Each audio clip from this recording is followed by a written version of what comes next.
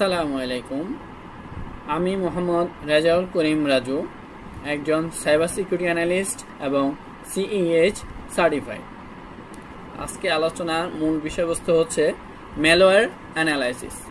ঠিক আছে, অর্থাৎ একজন হ্যাকার আমাদের পিসিতে কিভাবে ম্যালওয়্যার ইনজেক্ট করতে পারে এবং সে ম্যালওয়্যারটা আমাদের কীরকম কতটুকু হ্যাম্পার করতে পারে সেটা নিয়ে মূলত আজকে আলোচনা করব। সো অ্যাজ ইউজুয়াল আমরা অনেকেই জানি যে আমরা কোনো কিছু যদি ডাউনলোড করতে চাই তাহলে ইউটিউবের পূর্বে জাস্ট এস দিলে আমাদের ডাউনলোড অপশনটা চলে আসে, অর্থাৎ অন্য একটা সাইটে নিয়ে যায় আমাদেরকে।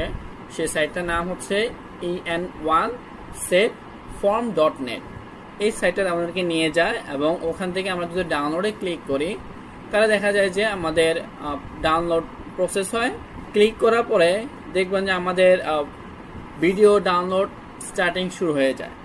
অনেক সময় দেখা গেছে যে ভিডিও ডাউনলোড হয় না। হ্যাঁ, তো আজকে ঠিক আমি